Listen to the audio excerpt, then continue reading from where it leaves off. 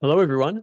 Welcome to this special Q&A session at New Masters Academy, where we're going to be talking about our exciting upcoming workshop with Miles Yoshida, and it is called Watercolor Portraiture. And this workshop is going to be set across 4 days, 4 days of immersive learning from December 18 to December the 21st. And just before we begin, if you are interested in learning more about this upcoming workshop, please feel free to head over to workshops.nma.art, and links will be provided below.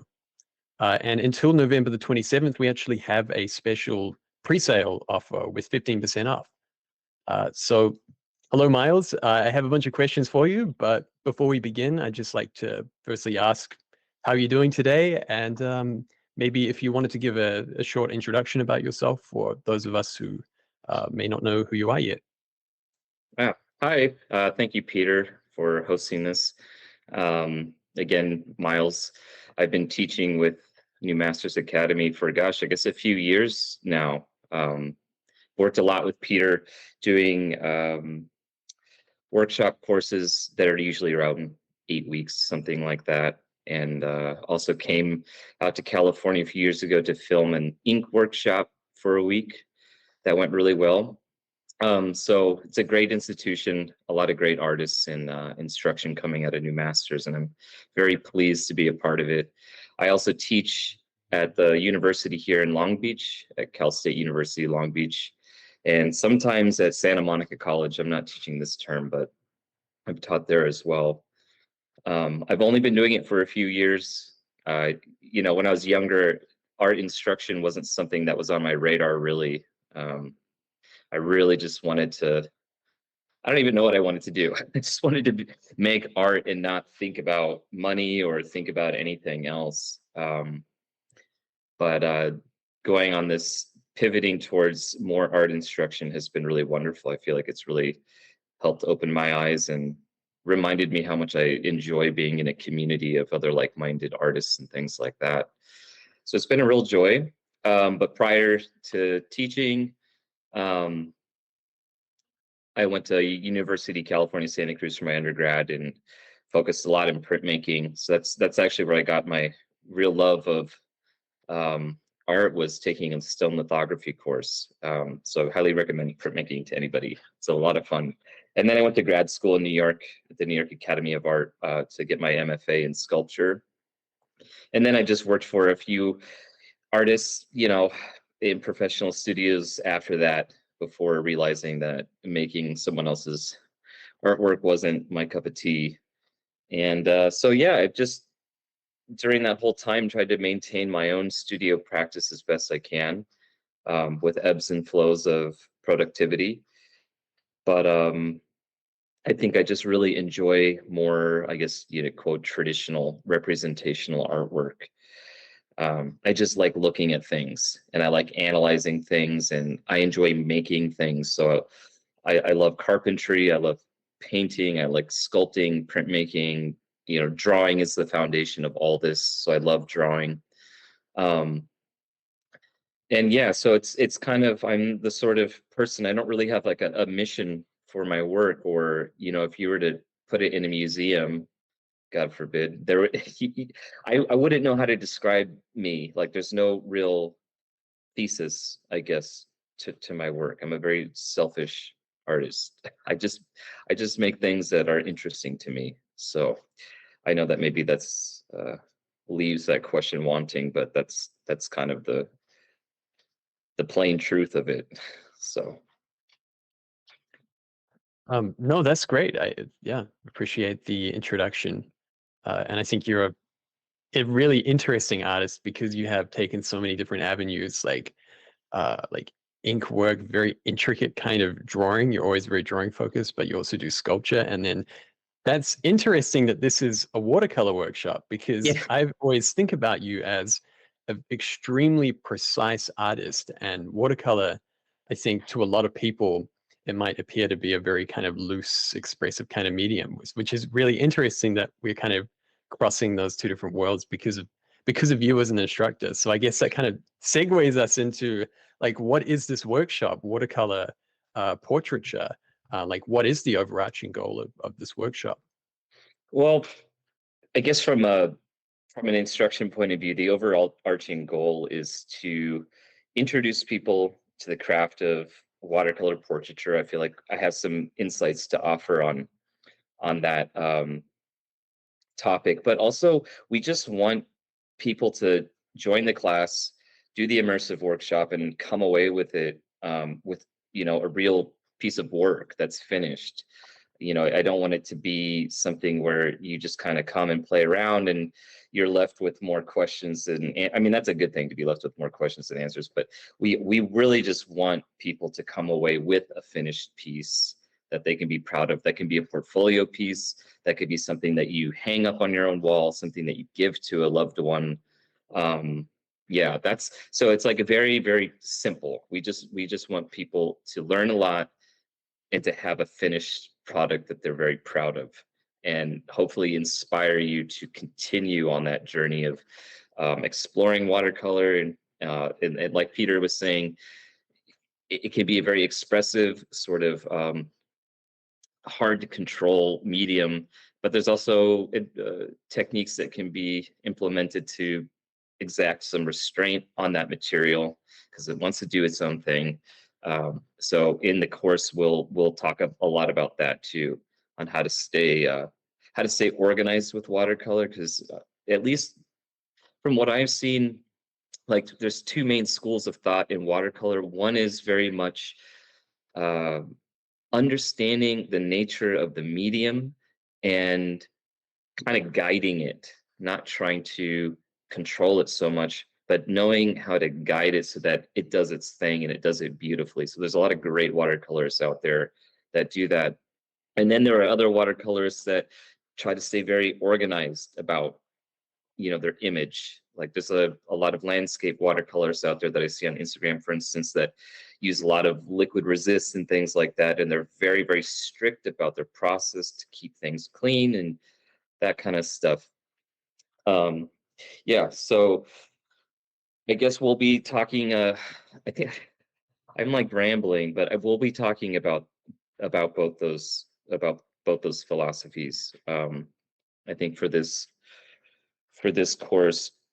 Wait, what was your what was your original question? I just started talking and lost my No, thought. no, no, it's great. It was really just about what the overarching goal of the workshop is, and I think you were just saying that there really was to Oh yeah, learn a lot and then come away with this piece at the end of it as well. yeah, yeah, yeah. Okay, I'm Um, sorry. I have a tendency just to go and then I don't even know why I'm talking about what I'm talking about. No, it's really interesting, and I guess we can kind of get into we can talk a little bit more about like philosophies and what got you into this, but we'll just get through a few more, I guess, housekeeping things about like the structure of the workshop. Yeah. So will participants be working from photographs, and will they be, will they have to take photographs? Will we have to take them ourselves, or will we be working from other kinds? Yeah. Yeah, that's a really good question. And I'm actually going through that right now with my brother and his wife, because we will be working from photographs. It's it's it's very difficult to do what we're attempting to do in person. Um, I'm not even sure how many people exist in the world that could sit with someone and do this, have their whole setup, have their studio, and do this from in real life with children. I mean, I work with children a lot, so with an adult, yeah, it'd actually be easier because they're going to sit there. They can like scroll on their phone or whatever. But I work a lot with kids for commissioned portraiture, and there's just no way you're going to get them to sit. It would just be impossible. So we work, and logistically, right? People have lives to live. You can't. It's hard to facilitate a sitting session and all that kind of stuff. So photographs are really good. It's just that we have to use the right kind of photograph.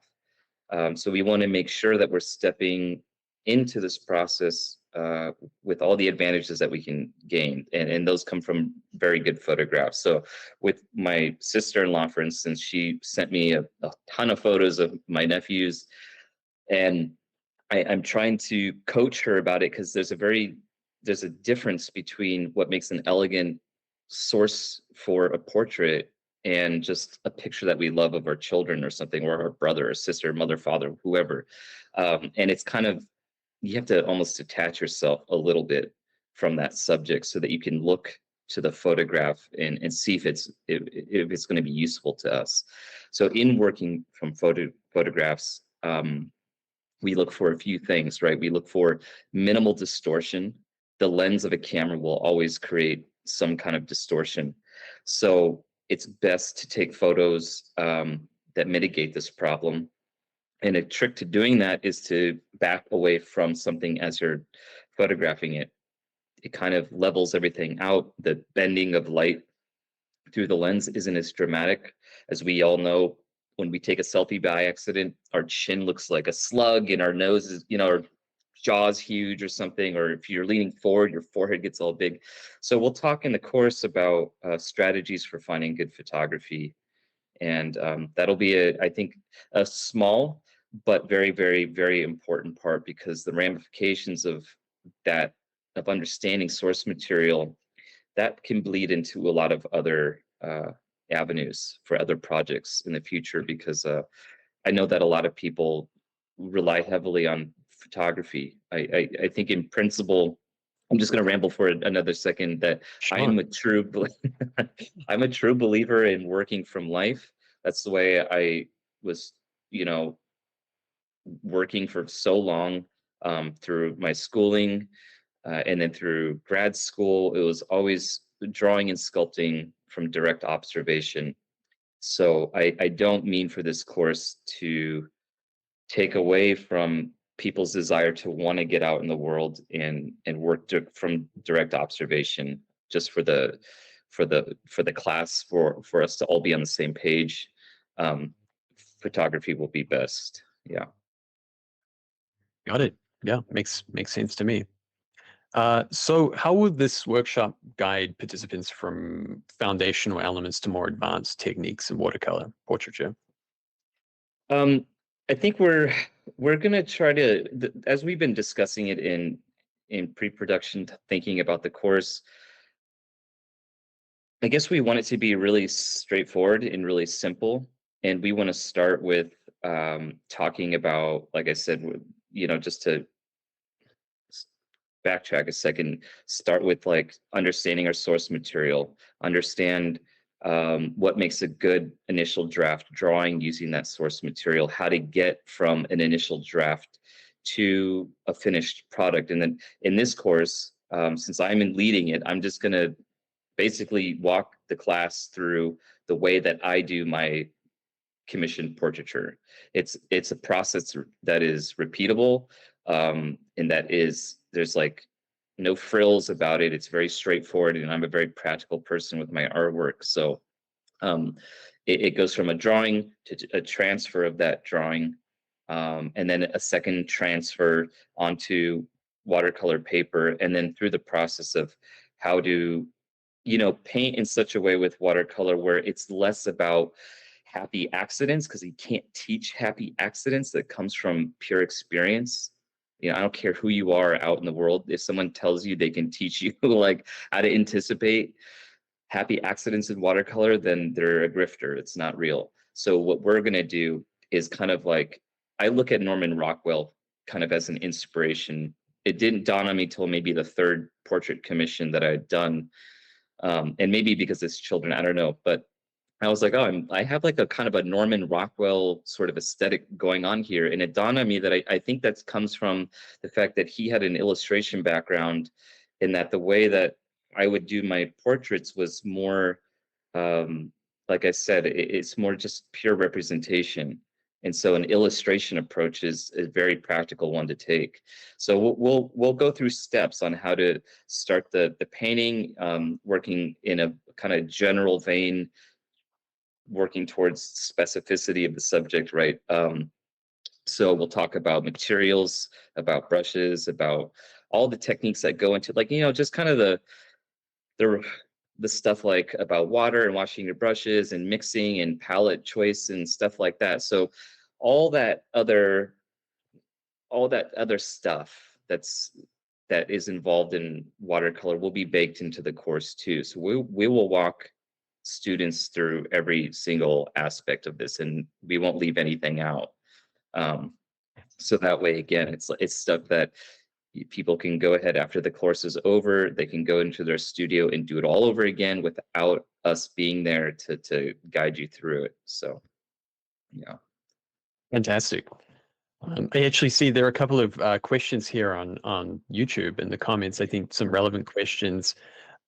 Just circling back to talking about photographs, Carolyn is asking, do you use Photoshop or any other kind of software to, correct or enhance photographs before you actually paint from them? No, I I'm not savvy with I'm not a Luddite, but I'm not savvy with Photoshop, stuff like that. I mean, I barely can use Procreate. Like I can use it just barely. But no, I that's why I'm very strict about what photograph that I use. I don't want to start manipulating it digitally. I would prefer if there's any manipulation that's going to happen, it happens in my drawing phase or in the painting phase, not in like sitting on the computer and adjusting levels. The one trick that I do use, and it's not a Photoshop trick, this is something you can just do in preview, right, on your computer, is when I'm looking at a photo, sometimes photos tend to wash out a lot of the values that we're looking at. So that's why, working from photographs is very easy to create that, like, you've worked from a photograph look. I don't know how else to explain it. There's just an aesthetic that happens. And a lot of that is purely because of the photograph. And if people don't understand, planar structure, just have a more in-depth understanding of the subject, then they're hamstrung. They're limited only to the photograph. So I think that's a bigger topic that we can't like address fully in a 4-day immersive. But it's certainly, I think, something that I'll talk about while I'm giving demos, because I tend to talk a lot and ramble. So um, I don't do that. But to get to my point in preview, what I will do sometimes is I'll adjust the levels, like adjust contrast, and I'll make the photograph really, really contrast heavy. Because what that does is it compresses all the values and it lets you kind of see functionally where these major shapes and planes are occurring that you otherwise, like shapes and planes like of light, right? Light describes this stuff for us. And when you adjust those levels just by scrolling, sometimes it allows you to see a planar change that's really, really important, but that was too subtle in the photograph to notice. So that's one trick that I'll use sometimes if the photograph, it's the best one I got, still not good enough. I still have some questions about this person's face. I don't, maybe it's someone that I can't see in person because they're a few hours away and it just doesn't make sense to get out there or something. But that little trick can help kind of deconstruct some of the things. I think I have nothing against Photoshop. I think it's a great tool for people. Absolutely. I wish I knew how to use Photoshop. So I don't, this class isn't meant to dictate that, you can't, change anything in Photoshop. I just can't offer any expertise in that. So. Yeah, that makes perfect sense. It's like instead of the Photoshop stage, you're thinking your brain is working in the taking the photo stage, making the photo work for you from a setup kind of point of view. Yeah, exactly. Great. And I see a great question from Baz here. Hello, Miles. Could you go over how experienced we should be with watercolor before taking this workshop? We talked a lot about that. And I think as part of like a core value for myself, and I can't necessarily speak for new masters, that's not my place, but I've seen it in other courses and just talking with other artists and people that work there, is that we want to we just want to serve a community and really inspire people. And that means that we don't want to exclude. We don't want to say that this course is only for, we'll tell you if it like this is an advanced course, it would behoove you to have some knowledge, like to step into this course. I think it'll be suitable for people that are beginners. And I also hope that we have some people that sign up who can consider themselves more advanced. I like when there's a big spectrum of people, because also there's a lot of activity on Discord where people share information peer to peer. It's not always coming from just me or, just Glenn or whoever's hosting a, a course. So we're going to do our best to be very thorough about everything so that you walk into it and, maybe you're intimidated, you don't use watercolor, but I think we're going to hold your hand a little bit and guide you through this stuff so that you can get accustomed to it and get rid of that intimidation and fear and then just sort of embrace it. So long story short, I just hope that we have beginners, intermediate people, and advanced people all working together on this, because I think it's a really enjoyable material to work. I mean, it's very frustrating. I think when things work out, it's a very kind of cathartic experience. Great. And we've had these kinds of 4-day intensive workshops before. And what's so interesting about them, from my observation, is that you get to go through a process from beginning to end in a way that you can't cover in really short classes, which are compressed. So even if you're a beginner, I find for myself, seeing these workshops before, there's so much value that I've gleaned from being able to see the process in real time. Yeah, definitely. But I mean, we'll go over, just to reiterate, for if someone's thinking, oh, this is out, I'm out of my depth or something. I mean, we'll talk about the brushes, talk about the colors, the brands, even. I'll try to give as much info as I can, because that's how I'm finding that's how I best serve a market, is not necessarily trying to sell my artwork, but I think I have a lot to give in terms of experience with materials and techniques and things like that.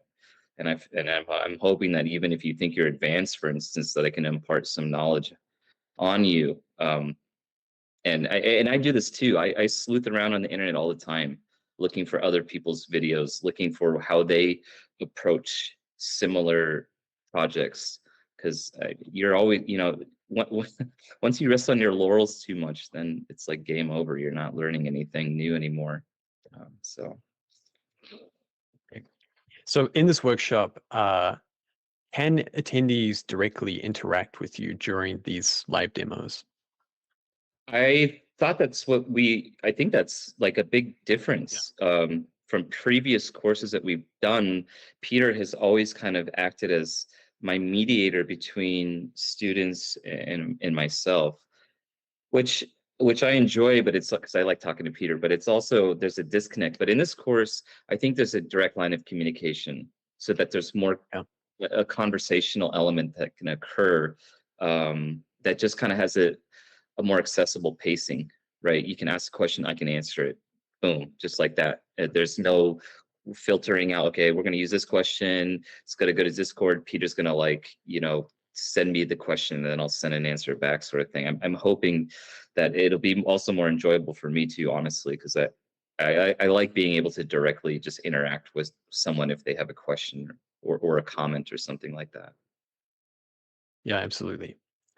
So moving on to sort of techniques, are there any specific tools or materials that you would recommend for people to pick up for this workshop? Yeah, we do have a materials list that we've worked putting together.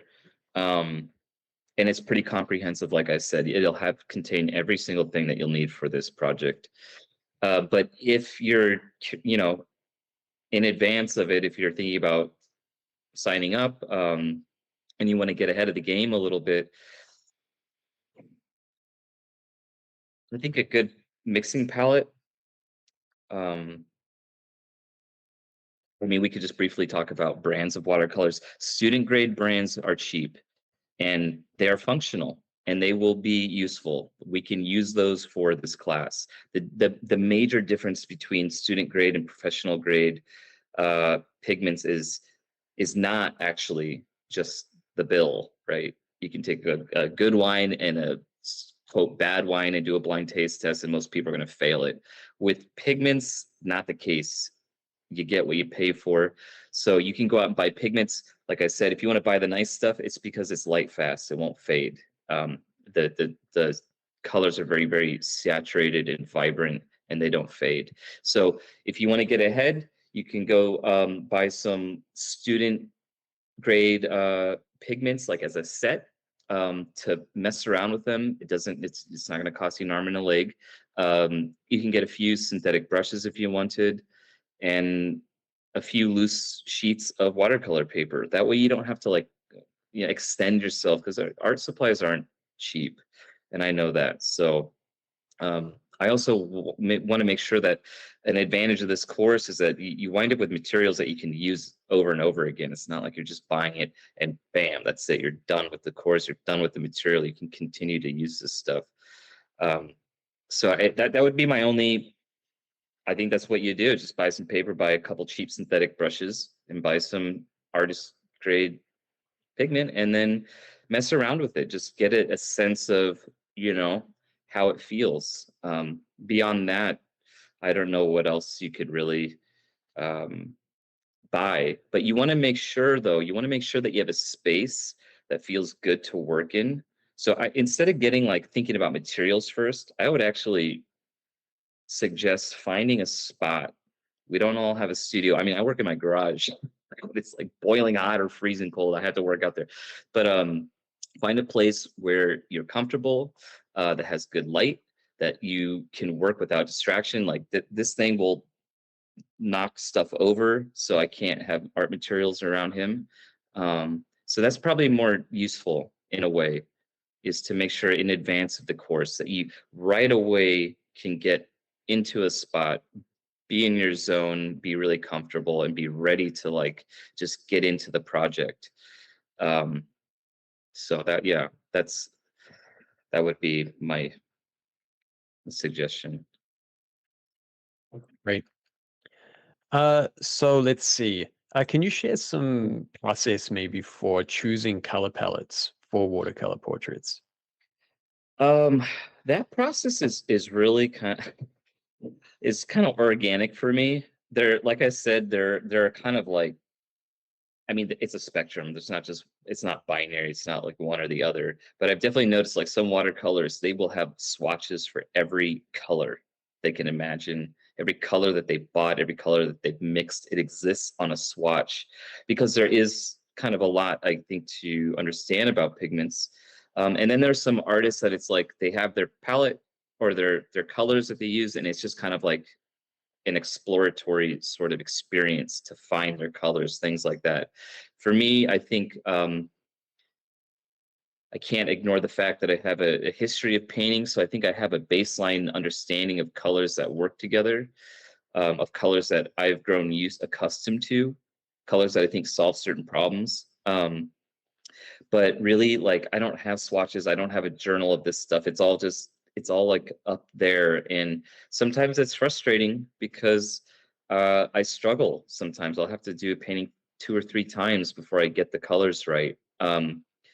But at this point, because I've done I've done like 7 of these portrait commissions the last year alone, I've gotten really used to using like certain colors. So as the course unfolds, I feel really good that I'll be able to help people out in choosing colors. Because if you're light skinned, right, there's a certain groups of colors that you're going to want to stick to. If you're darker skinned, there are certain colors that you're going to want to stick to. So for me, it's just kind of like I don't sort of just say, oh, here's a Caucasian, and these are the only pigments that I'm going to use. I know that if someone's Caucasian, I'm going to kind of work in this wheelhouse here, or if someone is darker skinned, I'm going to work in this wheelhouse over here. But I'm like I just need to like fuss with things. I'm a fusser.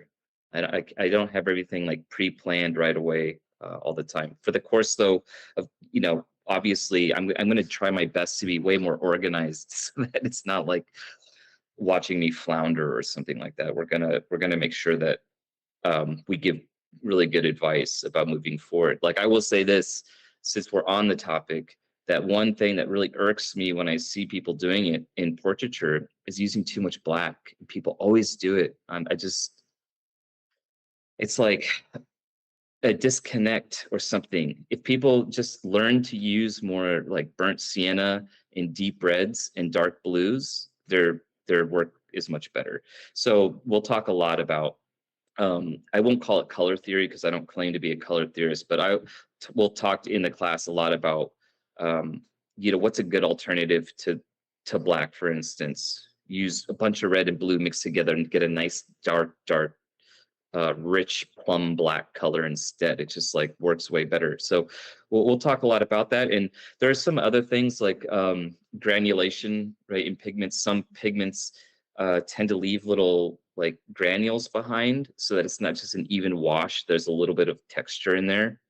Like I'm trying to think, ultramarine blue tends to granulate a lot in my experience, whereas something like a cobalt blue will have a smoother finish when it's put down. So we'll also try to talk about stuff like that. I don't think that's a big deal, but some people get really interested in this stuff, and I want to also make sure that the course sort of scratches that itch for people too. Yeah, that's some interesting insight. Could you share maybe some of the unique challenges that you would face with watercolor compared to other mediums? Okay, watercolors, in my experience, usually just managing one disaster after another. Like that just, unfortunately, that's part of it.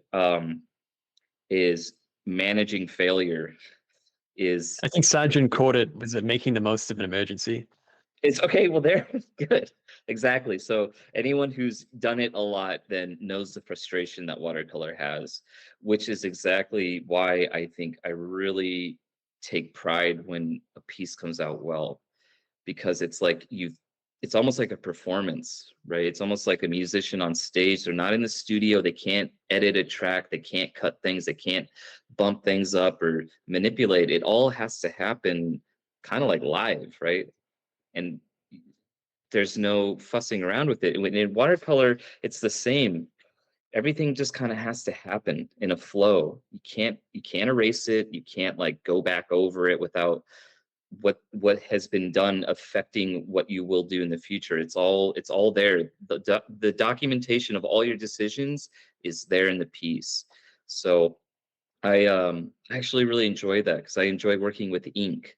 I like things that force you to anticipate the material, to be very in tune with your material. I don't like mediums that you can just Command Z, undo it, just undo it, erase it, go over it.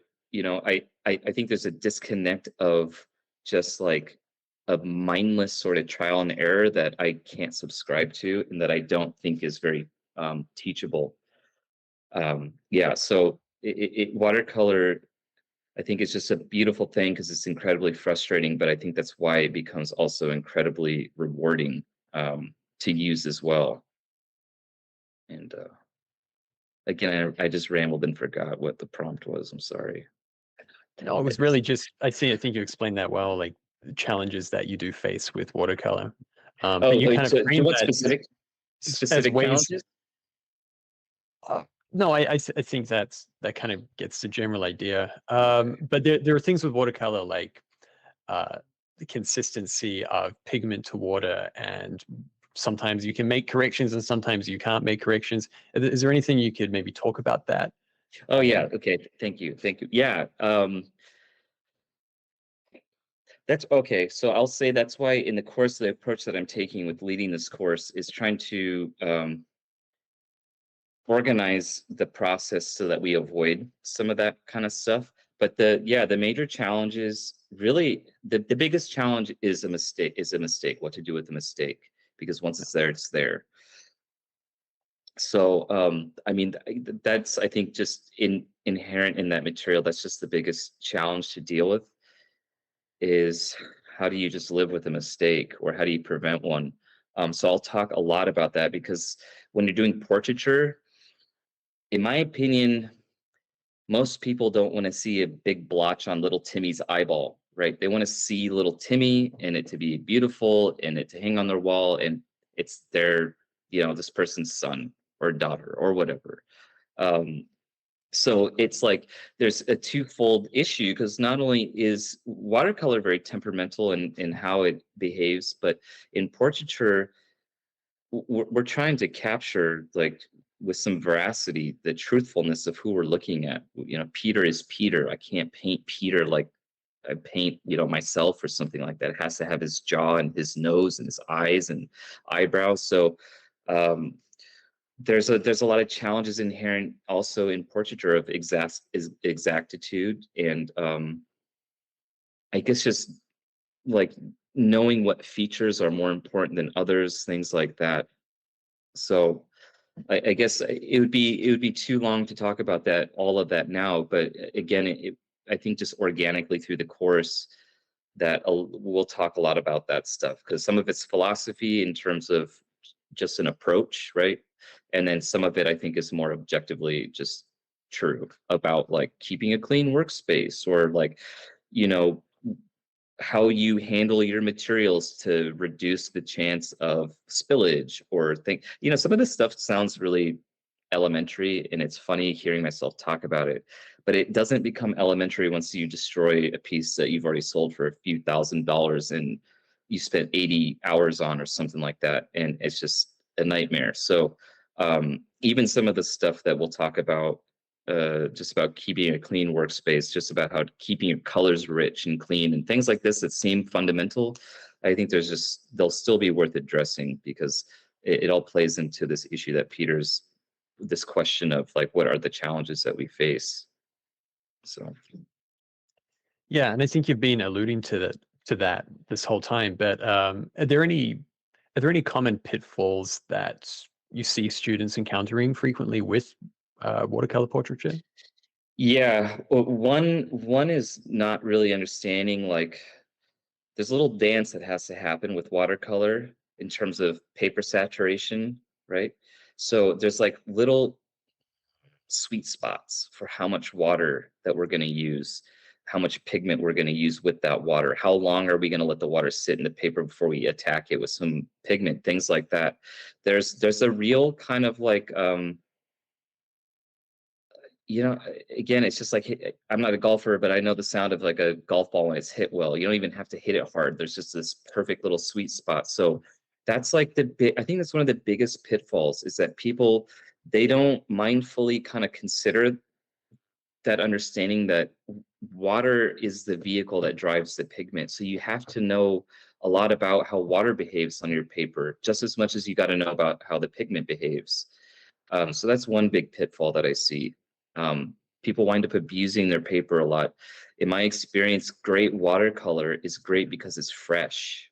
It's not because it's been labored over and abused. The paper starts to pill, it starts to tear, the pigments get muddy. Watercolor, the finest watercolors that I see are honestly the simplest ones. And it's really hard to get there though, because when you first start out, you're working towards complexity with your watercolor. That's what you want to achieve, is a complexity. But then you hit a plateau because you lose kind of this fresh quality that only watercolor can offer, that luminosity, that transparency that is only specific to watercolor. Through that complexity, you lose that, and then you start to learn, okay, we need to get back to that freshness, which means that we have to find simpler methods to get to our end result without going through all these other processes. So that's another pitfall that I see, is just kind of like overcomplicating things. And then I already mentioned it, but just specifically because it's a course about watercolor portraiture, the other pitfall is just, I'll say it here, it's just too much black. Just stop using black.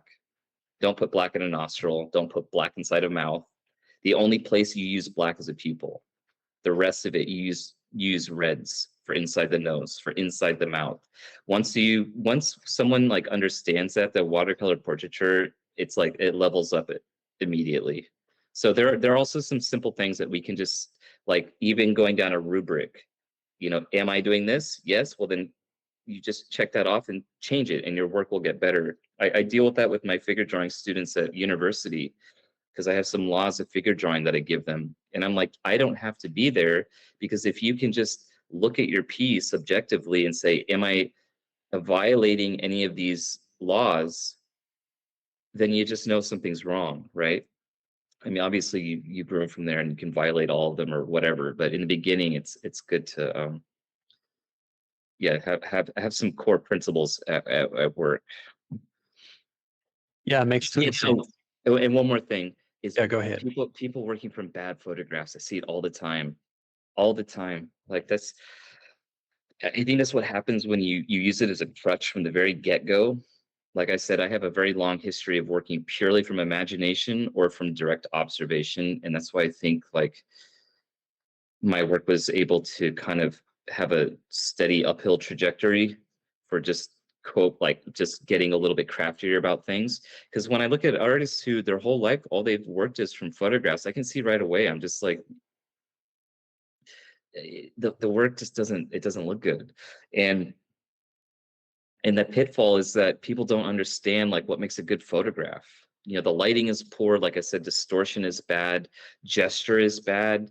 You know, I see it all the time where someone will have their hands somewhere and you could only see like two or three fingers, and then the knuckles kind of awkwardly cut off just in the way the photograph's been taken, and the person will be a slave to the photograph and just try to reproduce it, and in quote faithfully reproducing this photograph they just made a poor piece of artwork because all of a sudden this hand looks like some alien thing. So another part of what makes better portraiture, since that is the focus, is understanding, and this ties back to someone's question earlier about photoshopping. There does come times when you have to change things because you're not going to paint a painting of someone when they're like in the middle of talking, even though that's a truthful moment. That moment did take place. That is part of the reality, that in a split second we may look like that, but you're never going to paint someone like that.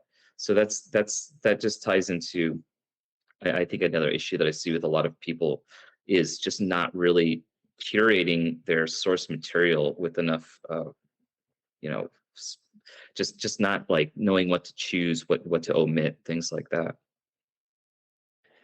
Great. Yeah, I think it's a fascinating conversation about reference and being a slave to it and knowing what to do with it. And I'm sure that's something that we'll be talking about more in the workshop. But I was interested, you were talking about like watercolor having a freshness that you try to maintain throughout the process. Uh, do you have any recommendations or strategies for effectively mixing and testing those colors? I just always have, like again, I'm no frills kind of person, very practical. I just always have scraps of paper. I always save scraps of paper all the time because watercolor paper is expensive, and I'm tearing it down a lot or cropping things. So I always have little strips. And when I'm working, I'm always just testing my colors before I commit it to a painting. I think there's again, if you're working on a project like this, you're kind of under some constraints about time. Maybe, the client wants it soon, or it's for your friend's birthday for their kid and it's a present or something. Oftentimes you're under constraints that doesn't really allow for this sort of free form exploration on paper to take place. So I'm pretty fastidious about just having scraps there. I test things so that I'm pretty sure about what I want to do. And even having said that, like for half these latest child portraits, I mean, some of them I painted 3 or 4 times before I nailed it. Oh, And I would save all the ones that didn't work because with every one that didn't work, I wanted to make sure I had that as also a reference with the photo to say, hey, these colors were working. Then I introduced this color, big mistake, or something happened along the way. Um, so I'm kind of like an all or nothing, that it. But again, just the more experience you get, you're never going to be perfect with anything, but at least knowing what to anticipate is good. Yeah. yeah. I'll give you one more techniques question. How important is understanding of light and shadow in watercolor portraiture? Um, Wait, am I muted right now, or can you hear me, Peter? Oh, I can hear you. Sorry. How important is light and shadow in watercolor portraiture? Mhm. Well, light and shadow are right. They're the same thing. A shadow, they're just on the same coin. And light is the great unifier of all things. Without light, there's form exists, but without light, there's no way to sense it aside from touching it. But we work in visual representation, so it needs to be seen, and therefore, light is everything, right? Everything that we care about in visual representation is light. So an understanding of light in or of value in that sense, how do we gauge light? How do we measure it? That is important. I don't think that it's a gateway that should exclude anybody. I think on a baseline level, we fundamentally understand shapes in light and shapes in shadow. And so there are strategies to understanding this stuff. So I did a lot of sculpture in my past, so I'm always thinking more like, and I did a lot of construction and carpentry and stuff. So I'm always thinking about like how something's built, right? Three-dimensionally, how is it constructed?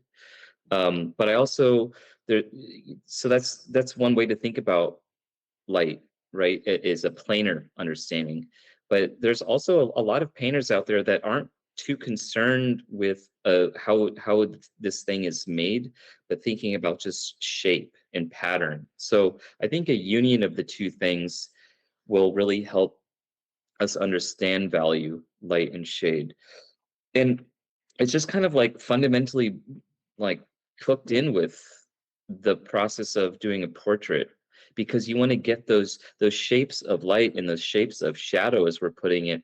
That is what reveals the nature of the form as we'd see it. So someone's eye socket, it's not just, the shape of the white of their eye, the sclera and the iris, and like the pitch of, the corner of the eye. It's the orbital socket. It's this whole area is almost, I would argue, more important. And you can't rely on a line. Like we have a line for an eyelash kind of boundary, or you could argue that, points between the lips can be a line, things like this. But other areas, there's no line here to look at. It's all value.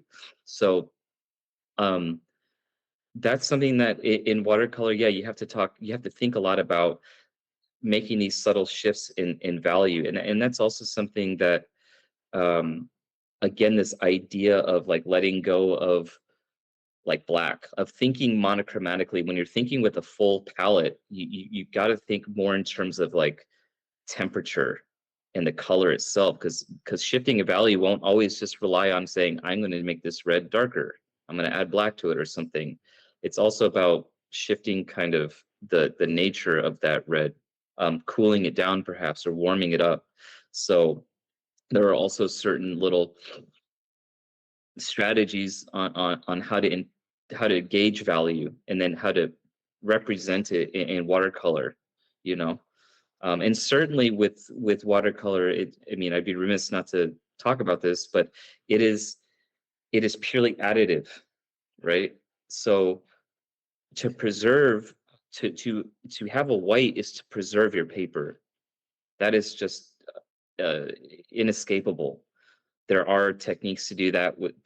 People used to use like gum arabic way back in the day before latex, and now we have latex watercolor resist that you can use to preserve those whites. Or you can just do it the old-fashioned way and just kind of like paint around. Um, so that'll be something too that we talk about in the course, is how to maintain certain values so that the painting doesn't kind of like fall into this trap of um, it's all related. So one value that you introduce, it has to relate to everything else. If you introduce the wrong value, all of a sudden the whole scale has to shift to accommodate that new value that you've created. Maybe everything has to get darker, and there just comes a point when it's not working anymore because the piece is just getting too dark or something like that. So I don't know if Yeah, that really answers the question or no, not. it's really interesting. It's interesting to me how obviously you're talking about watercolor having unique properties in the sense that it's completely additive. You can't within reason you can't really subtract once it's been put on. It has a staining kind of process. And Yeah. yet the first half of you discussing this was really about drawing. It's kind of separated from the medium, but everything is understanding uh, when we were talking about when you were talking about light and shadow, you're talking about drawing and structure and Hmm. understanding it as well. So I think it's interesting. Yeah, yeah. I think most of us have some. If you're taking the course, you're taking the time to sit here and listen to me just talk or whatever. I'm assuming that you have some baseline knowledge and care for the craft of drawing, and I feel like fundamentally that if you have a love of drawing and that's your if that's at the foundation of what got you into art, then that's a good place to be, because that's all you really need to step into oil painting, acrylic painting, watercolor. It's just like a new medium. There's new rules to it, but at the core of it, your understanding of drawing, that is foundationally so important, right? So a lot of this stuff may actually be quite redundant because it'll be applicable to other disciplines in artwork. So Right. And how do you recommend beginners approach learning watercolor portraiture? well, I think managing expectations is number one, first and foremost. Like I told you, I mess up all the time. I have to start stuff over, but you gotta just don't be discouraged. As a beginner, just don't be discouraged because you can't paint like Andrew Wyeth on your first attempt, or something like that. It's all about strength of patience. You will get better. The more you do it, it's just that is a guarantee you will get better. Um, so for just like I can speak to like when I started beginning using watercolor, like I only used watercolor as a kid, and then I went through my whole life never touching the stuff really ever again. Not until just like a few years ago, that I was like, I'm kind of a beginner at watercolor. I was having to learn about all the pigments myself and having to understand the properties of them, learn about various types of paper. Kind of, I was doing a lot of that hard work on my own, or going online and sleuthing around, going on forums. I can't tell you how many hours I spent in forums talking about how to get this, how to get that, what artists to look at, going on YouTube tutorials for some random comic book artists that I learned some techniques from, or had some aha moment just from one sentence they said. And um, for this course, all that stuff, it gets funneled right right into the course, so that you don't have to go through those years of that kind of stuff. Um, so I think listening to someone that knows more than you, managing your expectations, and really just enjoying the material, I think. Because again, watercolor just offers something that is just so unique. You just can't reproduce it. That luminosity, um, it's such a magical thing that there's just, as far as technology now, there's just no way to trick the eye into thinking you're looking at a watercolor when you're not. At least in my opinion. But Yeah, well, I guess that kind of leads me on to more of a conceptual question. In your experience, what makes a watercolor portrait truly stand out?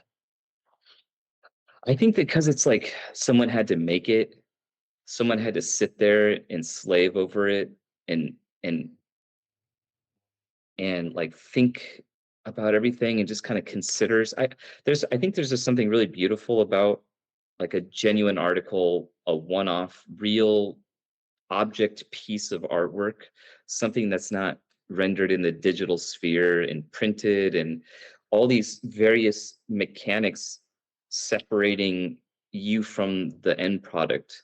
I think with watercolor, it's such a direct experience, um, that it like it just really attaches you as the artist to the work so much, because everything that's occurring on that paper is you. It's not, there's no filter. I mean, there's a little, you can use a watercolor resist, sure, that's like a filter, but um, yeah, I think that's all it is. It's just there's such a sublime sort of um, appearance to the stuff, and just knowing that someone gave you that performance. Because like I said earlier, I think about it almost like a performance, because it all has to happen just the right way, one stage after the next, 1,000 different things occurring in 40 hours, and they all occurred more or less just right.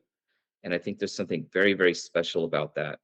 Um, and you know, someone receiving the gift or whatever, or getting the portrait, maybe they don't think about that, but when they get this gift and you've painted it for them, and it's like a portrait of someone they love, it like I'll be honest, I don't always like painting portraits. It's really, really hard, in my opinion, to get everything just right. But seeing someone like, as you hand them a portrait of their kid and that they're just like blown away, it's a really, really beautiful moment. So Yeah. that makes it worthwhile for sure.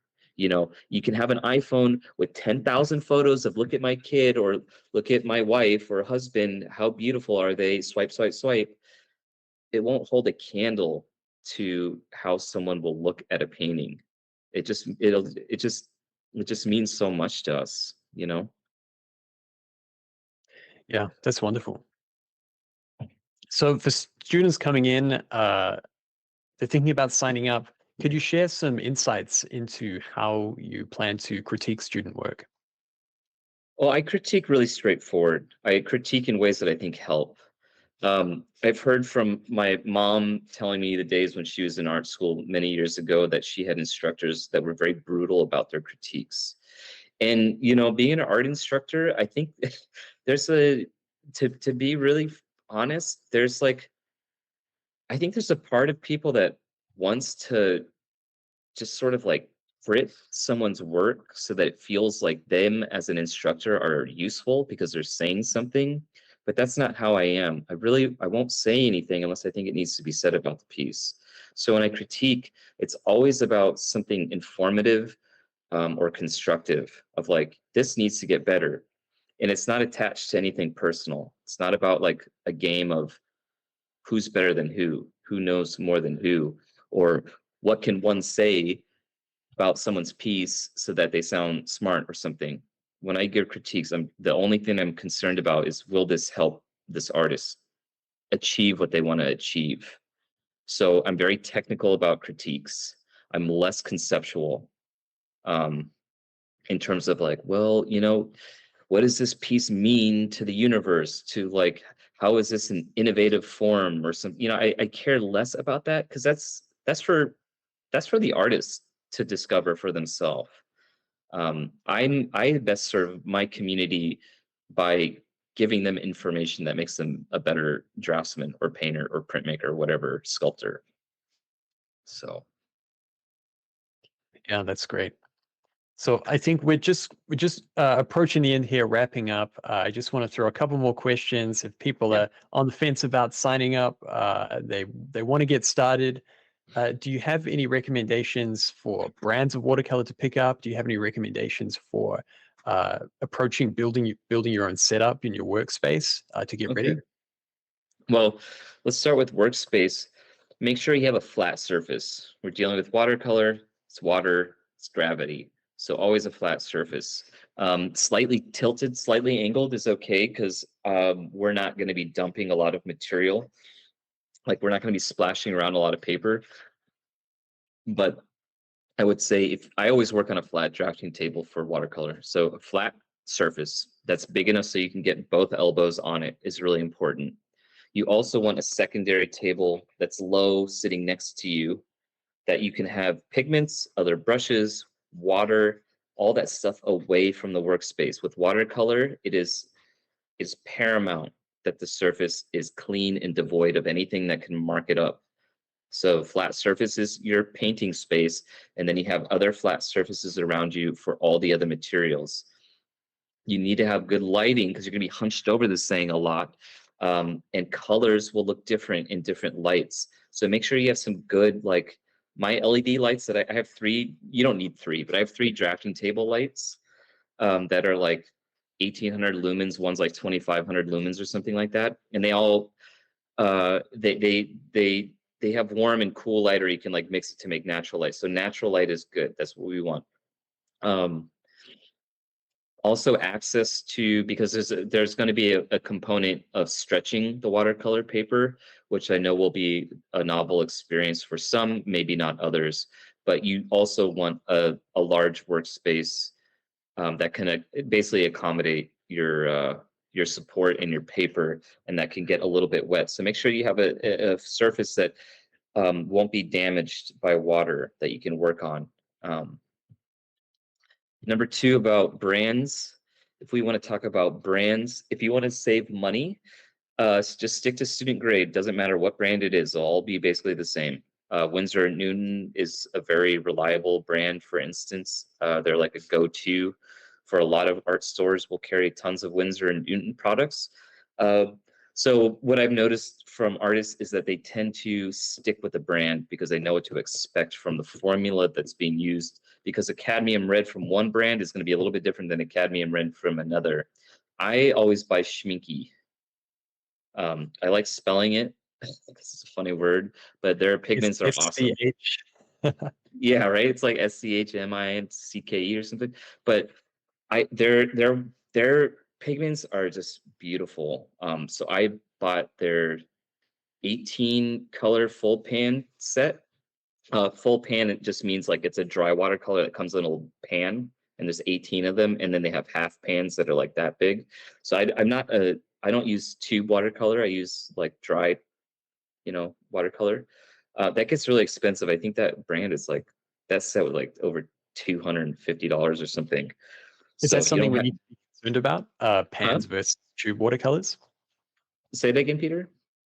So with the pan versus tube watercolor, is that Mhm. something that we need to be concerned about choosing one over the other? Oh, yeah, that's a good point. Since we're all here, I say for this course and just as a beginner, I would stick with the pans. Don't buy the tubes, because pans oftentimes come in sets and they're just sitting there. So it's like very, very instinctive. I'll say this, watercolor is a very instinctive process for me because all the colors sit there and you're just kind of like mixing in the flow of like grabbing a little bit of this, grabbing a little bit of that, grabbing this and that, kind of testing it out. So that the pans are really nice because you don't have to grab a tube and open it and squirt it and then close it, and because you'll find that all little movements like this, and I learned that doing a lot of shingling in roofing construction, you want to minimize all your movements. And I see it with baristas in coffee shops. A barista that's been making coffee for a few years, there's no wasted movement because they got to get through all these orders, and everything they're doing is like this elegant little choreographed dance. So if you're interrupting your flow of always opening a tube, squirting it out, closing it, blah, blah, blah, it kind of just disrupts that. So I think the pan is just really, really nice because there's a very kind of, you're just like in the flow the whole time. You just grab a color, boom, with your brush, bam, just like that. So stick to the pans. A lot of like I said, a lot of companies will offer starter pan sets that'll give you all the necessary pigments that you'll need. They'll say here's 12 colors, and they will all be the same 12 colors. They'll have some earth tones, they'll have some like full chromatics, they'll have a black. That's all you need. So that's good. And for brushes, synthetics are great. They just don't last as long as the sable, but synthetics are wonderful. Like using a brand new synthetic in watercolor is really, really nice. It just won't ever carry the load of water, and it just won't last as long. But in the beginning, I would say before you know what brushes you wind up using a lot, just stick to the synthetics because watercolor brushes can get expensive really, really fast. If you're buying full sables, you're literally paying for hair. So if you have a tiny little size 2, you say, hey, that's not so bad. It's $12. You go to a size like a brush that's 3 inches wide, that sucker's like $300. So At least. yeah, I know. Depending on where you are, if you're in New Zealand, that thing's like $600 maybe. I have no idea, but yeah. So I always say if you feel like you're a beginner, stick with the beginner materials because it just helps you kind of save some cash while you develop your skills and develop your knowledge and also develop what you appreciate about the material itself. Then you invest your money in what will serve you best. If you're advanced, then this is all kind of just talk then, I guess. But yeah, Winsor, Newton, Schminke. Is Schminke Holbein? Are they the same? Holbein, maybe that's another one. I don't know if Yeah, they're the same Holbein's great. brand. Um, Holbein's Japanese. Schminke well, is European. yeah, it's German or something, right? Yeah, basically, I'm like, I kind of anything German or Japanese, I think is very well made in the art world. Winsor & Newton is an English brand, and I've read some people being they change their formula or something like this one color isn't the same, something like that. I don't know, but I don't know if it really matters. I think Da Vinci is another brand that I see a lot. I've never used their stuff. I see a lot of brushes, Da Vinci. Um, but again, in the materials list that we've concocted, I think there's suggestions of brands, but we're not using anything that's really rare or like esoteric or something, that you have to order from this one guy in China. He's the one guy that, we're not doing that. Everything you can find at a Blick art material store or something like that. All right, that's exciting. I think that gives us a lot to go on. I just want to say, as we're just wrapping up here, thank you so much, Miles, for spending your time to talk about this, because your enthusiasm about the subject is so infectious that we could just be here all week, and that's exactly what we're going to be doing in the workshop. So I'm super excited for that. Oh yeah, I'm excited too. It's my pleasure to answer questions and to sit here. It's much nicer sitting in my little bungalow than sitting in the garage with just the sad white gate, just concrete everywhere. But yeah, it was absolutely my pleasure to do this with you guys. And thank you for Okay. all the questions. For those of you that um, tuned in. Yes, thank you. And just closing remarks. If you are interested in this workshop, then feel free to go ahead over to workshops.nma.art. And until November the 27th, we do have a special pre-sale with 15% off. So feel free to go and check that out. And that wraps us up. So thanks again, everyone. Thank you, Miles. And